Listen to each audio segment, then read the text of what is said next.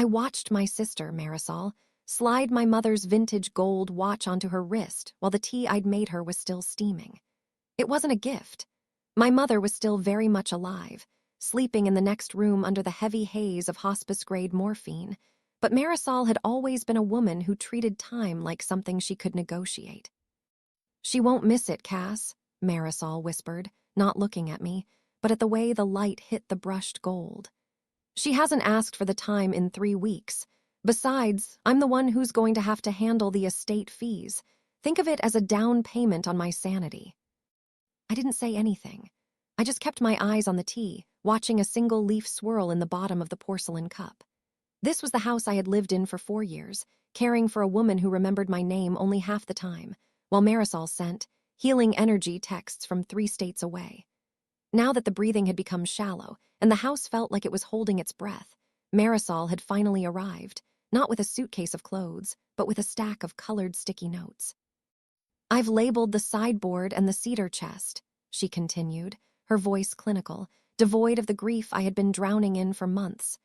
"I think the mahogany table should go to auction. It's too big for your little apartment anyway." "I haven't looked for an apartment yet, Mari," I said, my voice sounding thin and unfamiliar even to myself. "Mom is still in the other room." Marisol finally looked at me, her expression a practiced mask of pity. "Cassie, honey, we have to be realistic. The house is in both our names, but the equity—" "Well, we talked about this. I need my half to cover the debt from the gallery closure. You've had 4 years of rent-free living here. It's only fair." Rent-free? That was what she called it. She didn't see the nights I spent lifting my mother's frail body into a bath, the smell of antiseptic that had seeped into my very pores, or the way I had watched my own career in archival restoration wither away while I scrubbed pureed squash off the floral wallpaper. To Marisol, I wasn't a daughter or a sister. I was a living ghost who had been occupying her assets. I stood up and walked toward the kitchen sink, my joints feeling brittle. The window over the sink looked out onto the garden, or what was left of it. The hydrangeas were brown and drooping, their heavy heads bowed in the afternoon heat. I had forgotten to water them yesterday. I had forgotten to do a lot of things once the lawyer, a man named Mr. Aristone with a voice like dry parchment, had called me privately to tell me the adjustments Marisol had tried to make to the deed while I was at the pharmacy. "I'm going to check on her," I said, my hand gripping the edge of the counter until my knuckles turned white. "Don't wake her," Marisol called out, already peeling a yellow sticky note to place on the back of the velvet armchair. "And Cass, try to be objective. Items are just items. They aren't the person." I walked down the hallway, the floorboards creaking under my weight, a sound I knew by heart. I reached the door to my mother's room and paused. The air here was different. It smelled of lavender oil and the slow, inevitable approach of an end. I sat in the chair by her bed and looked at her small, pale hand resting on the duvet. Beneath the mattress, tucked between the springs and the frame, was a small, leather-bound ledger Marisol didn't know about. It wasn't a will, not exactly. It was a record of every cent Marisol had borrowed over the last decade, documented in my mother's sharp, elegant cursive before the fog took her. My sister thought she was here to audit a life. She didn't realize I had already finished the math. I reached out and touched my mother's cold fingers. She didn't stir. In the living room, I heard the rhythmic thwack-thwack of Marisol's designer heels as she marched through the house, claiming everything I had spent years protecting. "You're right, Mari," I whispered to the empty room, my heart hammering against my ribs. "Items aren't the person, and a house isn't always a home." I felt the weight of the ledger through the side of the bed. It was time to show Marisol that while she had been studying the value of the furniture, I had been studying the cost of her betrayal. The funeral was as efficient as Marisol's sticky notes. She had managed to organize the entire service in 48 hours, selecting a casket that looked like it belonged in a corporate boardroom, sleek, dark, and expensive. She cried, of course. She stood at the podium and spoke about the sanctity of the maternal bond, while wearing the gold watch she'd pinched from Mom's bedside table only days before. I sat in the front row, my hands folded in my lap, feeling like an intruder at my own mourning. People I hadn't seen in years pressed their damp faces against mine, whispering that I was a saint for staying until the end. Marisol accepted the compliments on my behalf, her hand firm on my shoulder, physically anchoring me to her narrative. "She's exhausted, poor thing," Marisol told our cousin, Alara. "I don't know how she would have managed the arrangements without me taking the reins." We returned to the house in a silent car. The air inside the foyer felt heavy, the silence no longer expectant, but hollow. My mother's presence had been replaced by the sterile smell of the cleaning service Marisol had hired to freshen up the place for the upcoming walkthrough with the realtor. "I've scheduled the appraiser for Thursday," Marisol said, kicking off her heels. She headed straight for the liquor cabinet, the mahogany one she'd already tagged with a green sticker. She poured 2 fingers of scotch into a crystal glass. "The market in this part of the city is peaking. If we list by Monday, we can have a closing by the end of the month." "Monday," I repeated. I was standing by the hall table, staring at a small porcelain bird Mom used to keep by the mail. It was gone, probably wrapped in bubble wrap in one of the boxes Marisol had stashed in the garage. "You're in a hurry to erase her." Marisol sighed, a sound of practiced maternal patience. "Cassie, don't be morbid. We're settling an estate. It's a process. I have a life to get back to, and you need a fresh start. This house is a mausoleum. You've spent your 30s playing nursemaid. Don't you want to actually live?" I turned to look at her. She looked vibrant in her grief, fueled by the adrenaline of a potential windfall. "I want what's fair, Marisol." "Exactly, 50-50, just like the will says." She took a sip of her drink, her eyes narrowing slightly. "Unless you're going to be difficult about the caretaking credits again. I told you I sent money for groceries every month." "You sent $80 a month, Mari. The medication alone was $300. "Well, the records are a mess, I'm sure." She waved a hand dismissively. "That's why we just stick to the legal deed. Clean, simple." I didn't argue. I waited until she went upstairs to decompress with a bath. The house settled into its evening groans. I walked into the kitchen and opened the pantry, reaching behind the oversized flour bin to a loose floorboard I'd discovered years ago while chasing a leak. I pulled out the leather-bound ledger. I sat at the kitchen table, the same place where Marisol had sat 2 days ago claiming she'd be the one handling the fees. I opened the book to the middle. In 2018, my mother had written. Marisol called today. She said the gallery needs another bridge loan. $14,000 from the savings. She promised it's the last time. She asked me not to tell Cass. She says Cass doesn't understand business. The entries continued for pages. $8,000 for a tax oversight. $12,000 for a renovation. $5,000 for a personal emergency. Totaling nearly $160,000, the exact amount of the remaining equity in the house. But it wasn't just the money. It was the dates. One entry was dated the week I had called Marisol crying because I couldn't afford the specialized wheelchair Mom needed. Marisol had told me she was tapped out and that I should look into state welfare. That same week, she had taken $6,000 from Mom for a retreat in Sedona. I heard the water running upstairs. The pipes rattled in the walls, the sound of a house that was tired of holding onto secrets. I didn't just have the ledger. I had the bank transfer slips Mom had tucked into the back cover, each one signed with Marisol's bold, looping signature. My mother might have lost her memory at the end, but her instinct to protect herself, and perhaps to leave me a map of the betrayal, had remained sharp until the very last year. I heard the water stop. Marisol would be down soon, probably with a list of things she wanted me to pack. I tucked the ledger under my arm and went to the basement. There was an old fireproof safe my father had installed decades ago. Marisol didn't have the combination. She'd never cared enough about the dusty old basement to ask. As I dialed the code, I felt a strange, cold clarity. Marisol wanted a clean, simple sale. She wanted to walk away with half of everything, leaving me with the scraps of a life I'd put on hold for her convenience. I placed the ledger inside and clicked the heavy door shut.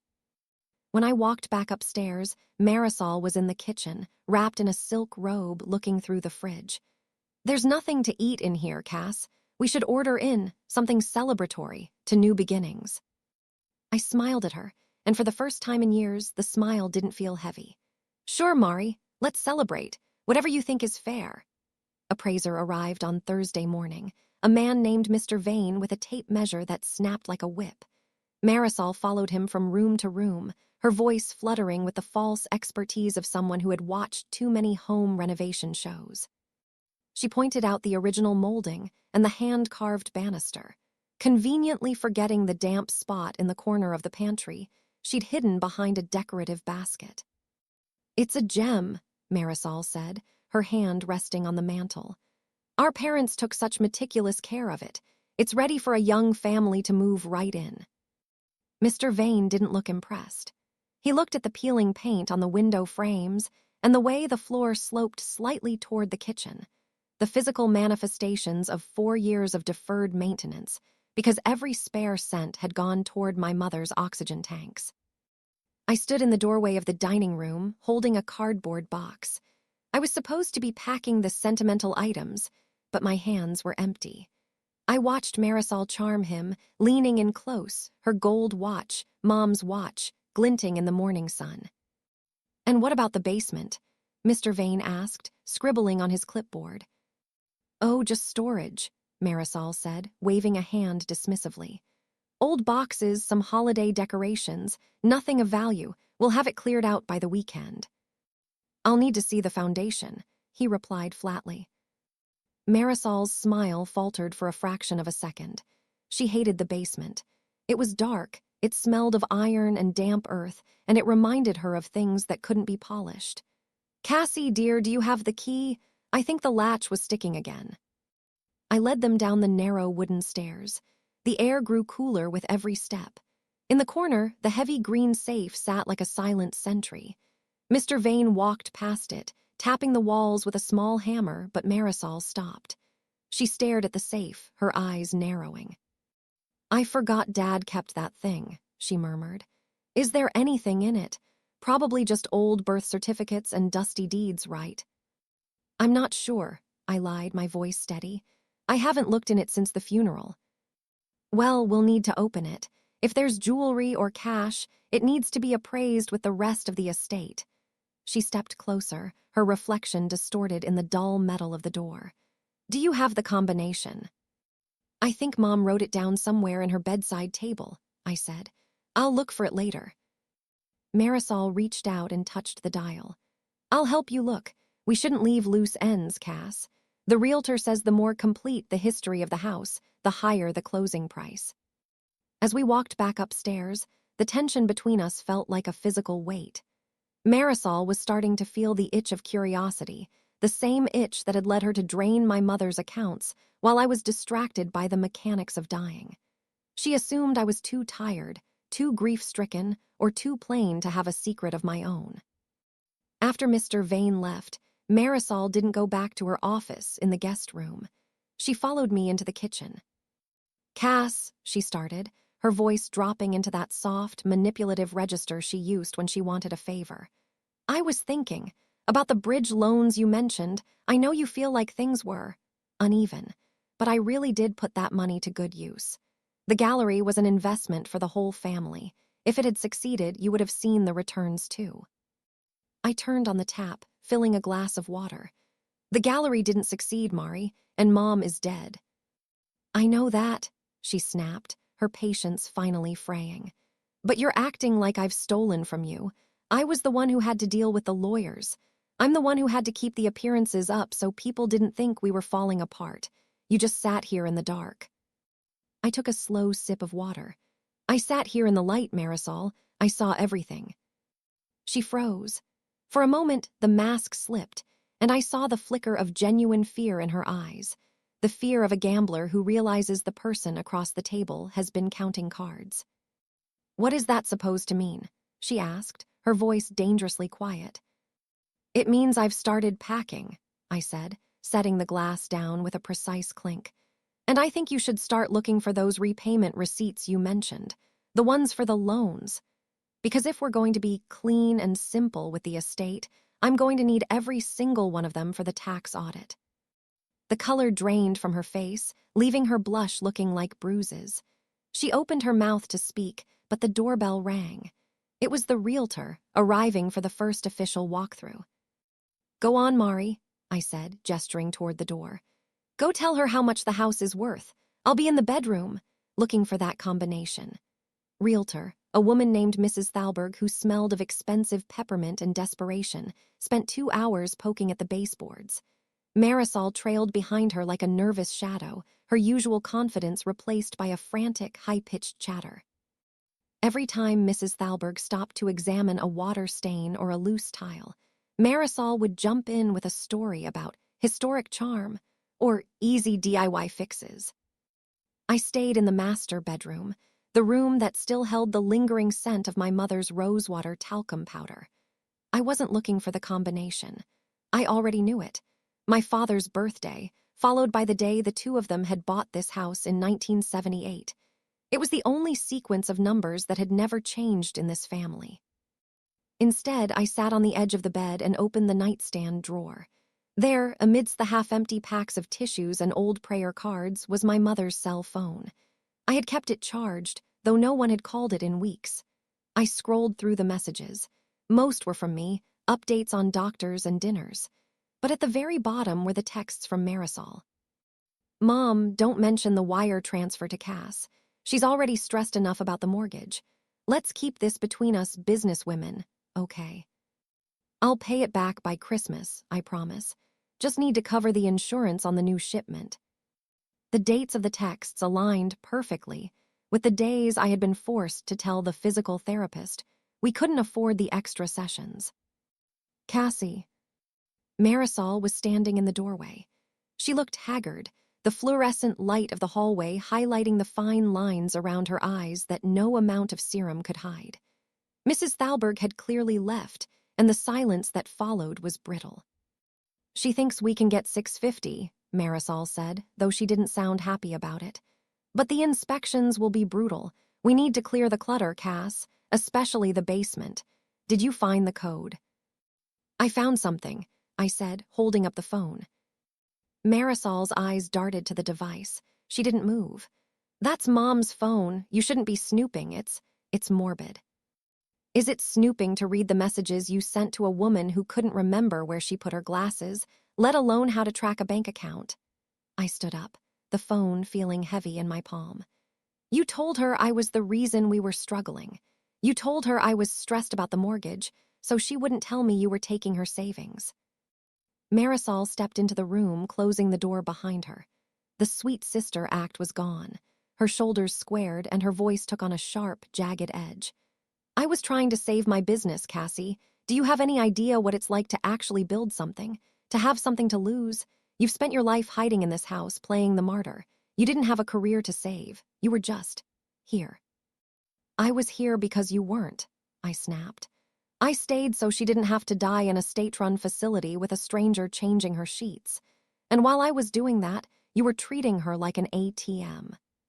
"It doesn't matter," Marisol hissed, stepping closer until I could smell the scotch on her breath from earlier.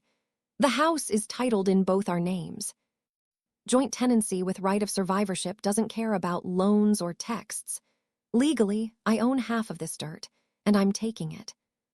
She reached out, her fingers clawing for the phone, but I pulled it back. "You're right, Mari," I said, my voice dropping to a calm that seemed to unnerve her more than a scream would have. "The law is very specific, but so are the terms of the caregiver agreement Mom signed with her lawyer 2 years ago. The one you didn't bother to read because you were too busy choosing paint samples for your gallery." Marisol froze. "What agreement?" "The one that stipulates my rent-free living was actually a deferred salary for 24-hour medical care." I lied. Or rather, I framed the truth I was about to make a reality. "And it includes a clause about any unauthorized withdrawals being deducted from the beneficiary's share of the estate." I didn't have a signed agreement yet, but I had the ledger, the bank slips, and a very sympathetic Mr. Aristone who had watched me suffer for years. Marisol's face turned a mottled red. "You're bluffing. You don't have the spine for a legal fight." "Try me," I said. And while you're thinking about it, why don't you go down to the basement? I left the safe open for you. There's something inside you really needs to see." I watched her bolt from the room, the sound of her heels thundering down the stairs. I didn't follow her. I sat back down on the bed and waited for the sound I knew was coming, the sound of her realizing that I wasn't the one hiding in the dark anymore. The scream didn't come. Instead, there was a heavy, suffocating silence that lasted long enough for the radiator to click 3 times in the wall. I stood up and walked to the top of the basement stairs. The light from below cast a long, rectangular bruise against the hallway floor. I descended slowly.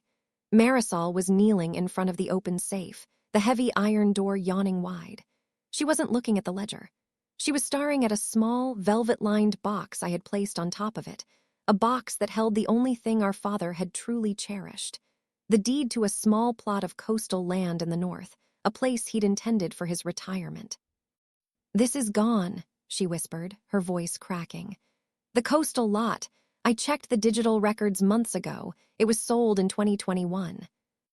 It was sold to pay for the private nurses we needed when you stopped answering my calls for help," I said, leaning against the cold stone wall. "But you're looking at the wrong thing, Mari. Look under the box." She pulled the ledger out. Her hands were shaking now, the gold watch on her wrist rattling against the metal shelf. She flipped through the pages, her eyes darting across our mother's handwriting. She saw the dates. She saw the amounts. Most importantly, she saw the annotations in the margins, notes made by Mr. Aristone, the lawyer, acknowledging these as advancements against inheritance. "This isn't a legal document," Marisol said, though the conviction was leaking out of her voice like water through a cracked hull. "It's a diary. It's the ramblings of a woman with dementia. No court will take this over a signed deed." "Mr. Aristone has the notarized affidavits, Marisol. Mom signed them during her lucid windows, the mornings when she knew exactly who you were and exactly what you were doing. He came here while you were in Cabo. He sat right where you're sitting now." Marisol threw the ledger onto the concrete floor. The sound echoed, a dull thud that felt like a gavel. "You've been planning this. You've been sitting here, playing the dutiful daughter while you poisoned her against me. You've been engineering my ruin." "You ruined yourself," I said quietly. "I just took notes." She scrambled to her feet, her face contorted. "I needed that money. I was trying to build a legacy. Something better than this rotting house and this pathetic, small life you've chosen. I'm the one who was supposed to move us forward, and you've spent 4 years trying to pull me back into the mud with you." "The mud is where the roots are, Mari. You forgot that." She lunged toward me, not to strike, but to push past, to get out of the basement that suddenly felt like a trap. But she tripped on the corner of the discarded ledger. Her hand flew out to steady herself, catching on the jagged edge of an old work table. A thin line of red appeared across her palm. She looked at the blood, then at me. For the first time in our lives, the power dynamic hadn't just shifted, it had inverted. I wasn't the quiet sister anymore. I was the keeper of the gate. "The appraiser's report comes back tomorrow," I said, my voice as cold as the basement air. "And the realtor is expecting a signature on the listing agreement. But I'm not signing anything until you sign a quitclaim deed for your remaining interest in this house." Marisol laughed, a jagged, hysterical sound. "You want the whole house? You think you can just kick me out with nothing? I'll tie this up in probate for a decade. I'll burn the equity in legal fees before I let you have a single brick." "You could do that," I agreed. "But then there's the matter of the tax oversight loan Mom mentioned in her notes. The $12,000 you took to pay off the IRS. I did a little digging into your gallery's filings, Mari. You didn't pay the IRS. You used that money for a down payment on a leased Porsche." I stepped closer, until I could see the sweat beading on her upper lip. "That's called elder financial abuse. And unlike a civil probate dispute, that carries a very real possibility of jail time. So here's the choice. You walk away with the $160,000 you already took, or we let the district attorney decide if your business expenses were worth it." The silence returned, heavier than before. Upstairs, the front door creaked, the wind, or perhaps the house itself, finally exhaling. Marisol looked at her bleeding hand, then at the safe, then at me. The predatory light in her eyes was flickering out, replaced by the cold realization of a cornered animal. "You wouldn't," she whispered.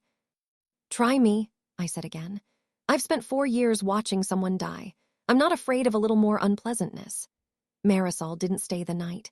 She threw her designer weekend bag into her car with such violence that the strap snapped, but she didn't even pause to look at it. She drove away, the screech of her tires leaving black marks on the driveway I'd swept every Saturday for years. I stood on the porch and watched her tail lights disappear. The house behind me felt cavernous, a hollowed-out shell of a life. For the first time in nearly half a decade, I was alone. No rattling oxygen tanks. No calls for water in the middle of the night. No sister measuring the square footage of my grief. I went back inside and locked the door. The silence wasn't peaceful. It was heavy, like the air before a storm. I walked through the rooms, looking at the yellow and green sticky notes Marisol had left behind. They were everywhere, on the grandfather clock, the velvet armchair, the silver tea service. They looked like tiny, bright parasites feeding on my memories. I started peeling them off. Mahogany table auction, peel. Silverware cell, peel. Cedar chest Marisol, peel. I balled them up until my hands were full of crumpled neon paper. I threw them into the cold fireplace. I ended up back in the kitchen, sitting in the dark. My phone buzzed on the table. A text from Marisol. "You think you're so smart, you think you've won. But you're going to rot in that house alone, Cassie. You've turned yourself into a ghost. Have fun haunting the wreckage." I didn't reply. I stared at the blank screen until it went black. The next morning, the reality of my situation settled in with the morning mist. I had the house, or at least the leverage to keep it, but the house was dying too. The roof needed $10,000 of work. The boiler sounded like a chest full of loose bolts. I had $1,800 in my savings account and a gap in my resume the size of a canyon. I went to my mother's sewing room, the only place Marisol hadn't touched because she found the smell of old fabric depressing. I sat at the small oak desk and opened the bottom drawer. Tucked away under a stack of vintage patterns was my old portfolio. I was, an archival restorer. I specialize in bringing things back from the brink of decay. Old maps, fragile letters, water-damaged photographs. I spent years learning how to treat paper so the ink wouldn't bleed, how to bridge the tears so the history remained intact. I pulled out a photograph I'd taken from the safe the night before. It was a picture of my mother and father when they first bought this house. They were standing on the lawn, looking young and impossibly bright. The photo was badly foxed, covered in those brown, rusty spots that come from age and poor storage. My fingers itched for my tools. My scalpels, my brushes, my buffers. They were all in a box in the garage, buried under Marisol's discard pile. I went to the garage and began to dig. I pushed aside a broken floor lamp and a crate of old magazines. Finally, I found it. My heavy wooden tool chest. I dragged it into the kitchen and opened it. The smell of linseed oil and beeswax hit me, sharp and familiar. I spent the next 6 hours working on that one photograph. I cleaned the surface with a soft brush. I used a chemical sponge to lift the grime of decades. I worked with a precision I thought I'd lost, my hands steady, my mind finally quiet. As the sun began to set, the image of my parents emerged from the fog of time. They looked happy. They looked like people who believed in a future. The doorbell rang. I wasn't expecting anyone. I looked at the clock. It was 6:00 p.m. I walked to the door, my heart tripping. I expected to see Marisol with a lawyer or perhaps the realtor demanding her commission. Instead, it was a young man, no more than 20, wearing a delivery uniform. He held a large, flat envelope. "Cassandra Thorne?" he asked. "Yes." This was dropped off at the depot for hand delivery. No return address, just a note saying it was urgent. I took the envelope and went back to the kitchen. I opened it with my steady restorer's hands. Inside was a single sheet of paper, a legal notice. Marisol hadn't gone to a lawyer to fight for the house. She had gone to the bank. The bridge loans she'd taken weren't just from my mother's savings. She had used her power of attorney to take out a second mortgage on the house 3 years ago. and she hadn't made a payment in 6 months. The house wasn't an inheritance anymore. It was a debt, and the bank was calling it in. I stared at the foreclosure notice until the letters blurred into black ants crawling across the page. The interest rates were predatory, the penalties catastrophic. Marisol hadn't just skimmed the cream off the top of our mother's life. She had tunneled underneath the foundation and removed the supports. The math was devastating. The house was worth $650,000, but between the primary mortgage and this hidden second lien, the equity had been bled dry. If I sold it now, after commissions and back taxes, there would be nothing left. Marisol had known this. She had wanted to sell quickly to grab whatever scraps remained before the bank realized the payments had stopped. She wasn't just a thief. She was a scorched earth strategist. If she couldn't have her investment back, she was perfectly happy to let the house fall on my head. I picked up the phone and dialed her number. She answered on the first ring, her voice bright and brittle. "Did the mail arrive, Cass?" "How could you do this?" I asked, my voice barely a whisper. "You signed for this using her name. You committed forgery, Marisol, real criminal forgery." "Good luck proving that," she said, and I could hear the sound of a wine glass clinking in the background. Mom's signature was always shaky at the end. I had power of attorney. I acted in what I believed were her best interests to maintain the family's liquidity. That's the line, anyway. The line is a lie. You used it for the gallery. And the gallery was meant to provide for us both. If you hadn't been so insistent on playing judge and jury in that basement, I might have found a way to bridge the gap. But you wanted to play hardball. So now we both lose. The bank gets the house, and you get to find out what the real world looks like outside of that sick room. You're okay with losing everything, just to spite me. I've already moved on, Cassie. I'm staying with a friend in the city. My credit is already a mess. Another default won't change my life. But you have nothing else. No job, no savings, and in 30 days, no roof. She hung up. The dial tone sounded like a flatline. I looked around the kitchen. The photograph of my parents, now beautifully restored, sat on the counter. My father's eyes seemed to watch me, steady and expectant. I thought about the safe in the basement. I thought about the ledger. And then I thought about the one thing Marisol had always overlooked because she couldn't put a price tag on it: the attic. Our father hadn't just been a civil engineer. He had been a collector of obsolete things. Marisol called it hoarding. I called it a library of the lost. I grabbed a flashlight and headed for the pull-down stairs in the upstairs hallway. The air in the attic was hot and smelled of parched wood and old paper. I pushed through boxes of holiday tinsel and high school yearbooks until I reached the back corner, where my father's office crates were stacked. Marisol had searched these once, looking for jewelry or cash. She'd found neither and given up. But she didn't know what to look for. She didn't understand the value of a 19th century land survey or a hand-drawn map of the city's original water lines. I began opening the crates.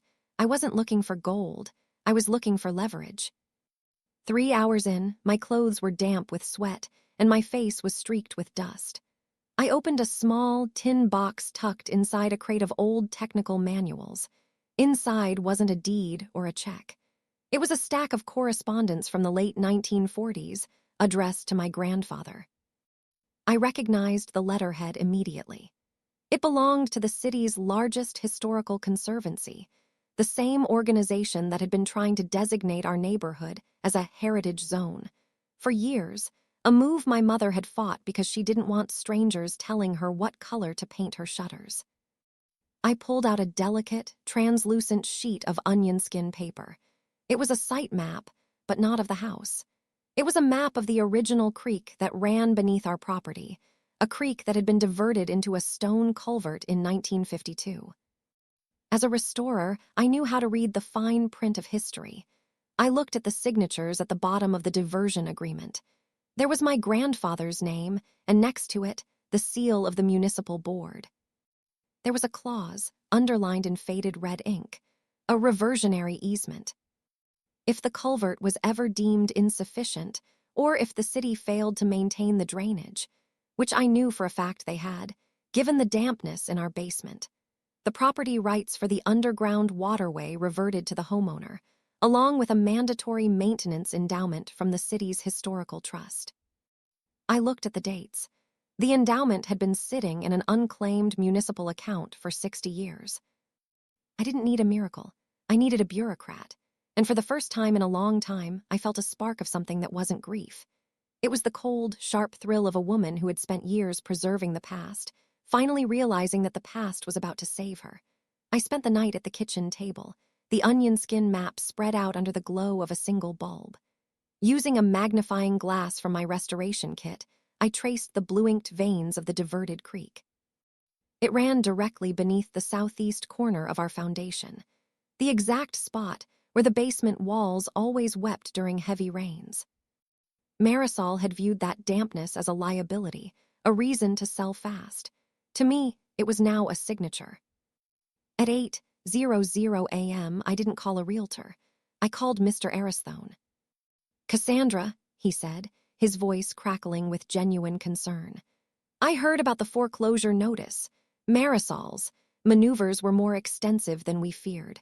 I'm looking into the fraud angle, but the bank won't pause the clock for a criminal investigation that hasn't even begun."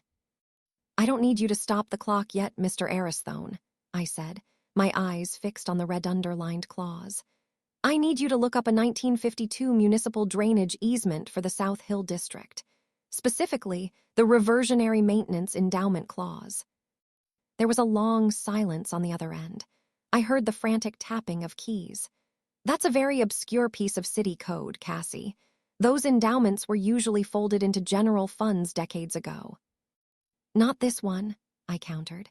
"This was a private public trust established by the families who owned the original orchard plots. My grandfather was the lead signatory. The fund was set up to ensure the city couldn't neglect the stone culverts without paying the homeowners for the structural risk. If the culvert is failing, and our basement proves it is, the trust is triggered." "If that money is still there," Aristone whispered, "it wouldn't just be the principal. It would be 60 years of compounded interest earmarked for the preservation and structural stabilization of the property." "Exactly. The bank can't foreclose on a property that is currently under an active municipal claim for structural restoration. It freezes the title." "I'll be at the city records office in 20 minutes. He said, his voice sharpening with professional hunger. "If this holds, Cassie, you won't just stop the foreclosure. You'll make the house more expensive for the bank to take than it is to keep." By noon, I was back in the basement. I wasn't hiding anymore. I was documenting. I took high-resolution photos of the cracked mortar, the salt deposits on the stones, and the slow, rhythmic drip from the culvert's edge. Every drop was a penny being deposited back into my life. My phone rang. I expected Aristone, but it was Marisol. Her voice was no longer bright, it was panicked. "What did you do?" she hissed. "I just got a call from the realtor. She said the listing has been flagged with a municipal lease pendens." "I can't sell, Cass. You've locked the title." "I didn't lock it, Mari," I said, watching a bead of water fall from the ceiling. "The city did. It turns out the rotting house you hated is actually a protected site of municipal infrastructure. And because you neglected the maintenance while you were taking those bridge loans, you've technically defaulted on your responsibilities to the city trust." "You're insane. You're going to spend the next 5 years in a legal swamp just to keep me from my money." "I'm not in a swamp," I said, stepping over the discarded ledger that still lay on the floor. "I'm in a creek, and unlike you, I know how to swim in deep water." "The bank will still come for you, Cassie. This only buys you time." "Time is all I ever wanted," I said. "And by the way, I'd stop using Mom's watch if I were you. The city auditors are going to be looking into every asset associated with the estate to determine restitution capacity. It would be a shame if they found evidence of converted property on your person." I hung up before she could scream. I sat on the bottom step of the basement stairs. The air was still cool and damp, but it no longer felt like a grave. It felt like a workshop. I looked at the stone walls and realized I wasn't just restoring a photograph or a map anymore. I was restoring a home. But the most dangerous part was yet to come. To secure the endowment, I had to prove that the damage was caused by city neglect and not my own. I had to invite the inspectors in, the very people who could declare the house uninhabitable. I was betting everything on the strength of the stones my grandfather had laid. I was betting that the past was sturdier than the lies Marisol had built. The inspector arrived on Monday. His name was Mr. Halloway, a man whose skin looked like weathered parchment and whose eyes held the weary skepticism of someone who had seen every trick in the homeowner's manual. He didn't carry a clipboard. He carried a heavy, industrial-grade tablet and a laser level that cut through the dim basement light with a sharp, red line. I stood back, my hands tucked into the pockets of my cardigan. I didn't try to charm him. I didn't offer him coffee or tell him stories about historic charm. I let the house speak for itself. "The deflection in the southeast corner is significant," Halloway muttered, tracing the red laser along a jagged fissure in the granite. "You've got hydrostatic pressure coming from the old culvert line. It's not just a leak, Ms. Thorne. The city's diversion wall has shifted. The earth is trying to reclaim the path."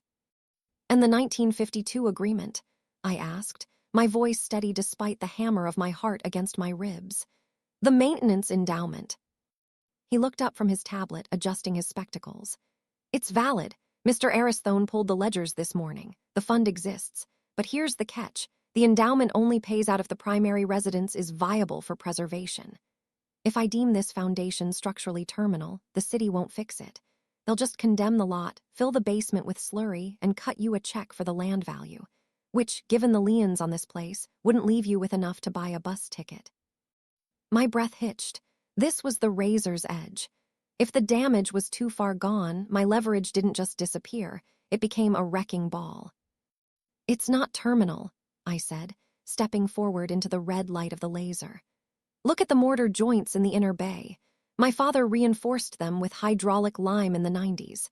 He knew the pressure was building. He created a secondary weep system that Marisol, my sister, covered up with drywall when she tried to finish the basement for the appraisal." I grabbed a crowbar from my tool chest. With a sharp, visceral crack, I ripped away a section of the damp, mold-bloated drywall Marisol had installed 2 years ago. Behind it, the stone was wet, but the weep holes were clear. My father's handiwork was there, hidden but functional. He hadn't just been hoarding technical manuals, he had been bracing the house for the day the water eventually won. Halloway leaned in, his flashlight beam dancing over the intricate drainage channels my father had carved into the rock. A slow, respectful whistle escaped his teeth. He was a civil engineer, wasn't he? "He was a man who planned for the long winter," I replied. Halloway spent another hour measuring and tapping. When he finally climbed back up the stairs, he was wiping dust from his hands. "I'm filing the report as critical but restorable. The city is liable. The endowment will trigger. It won't be a fortune, but it'll cover the structural stabilization and the back taxes that the second mortgage defaulted on. It buys the house a future." I leaned against the kitchen counter after he left, the silence of the house finally feeling like a blanket rather than a weight. 2 hours later, Marisol called. She didn't scream this time. Her voice was flat, hollowed out by the realization that her escape route had been paved over. "Aristone called my lawyer," she said. "The city is taking over the primary debt as part of the structural trust. I'm being removed from the deed, Cassie. They're citing negligent endangerment of a municipal asset. I'm getting nothing, not even the equity." "You already took your equity, Mari," I said, looking at the restored photo of our parents on the counter. "You took it in $14,000 increments for years. You took it in Sedona and in that leased Porsche.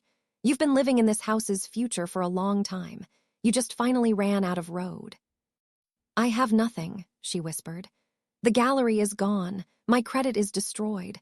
I'm staying in a studio apartment with a radiator that doesn't work. Is this what you wanted, to see me crawl?"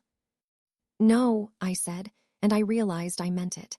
"I just wanted to stop being the one who had to carry you while you kicked me. I'm not happy you're in the cold, Marisol. But for the first time in my life, I'm not going to be the one to buy you a coat." I hung up and walked to the window.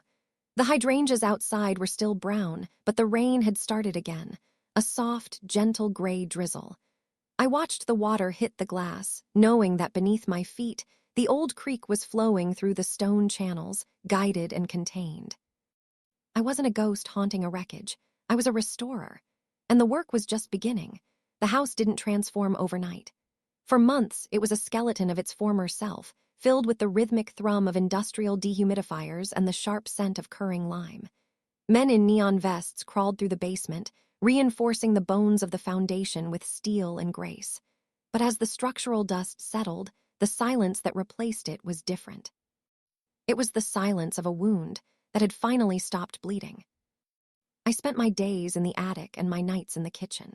I officially reopened my restoration business, using the small sunroom as my studio.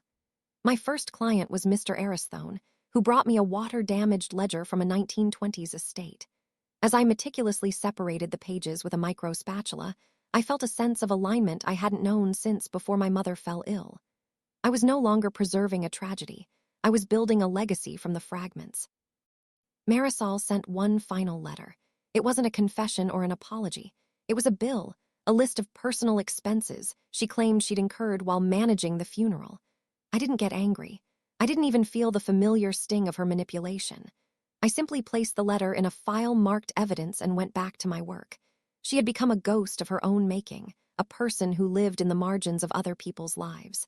I had stopped providing her with the ink. One Saturday morning, exactly a year after the funeral, I stood in the garden.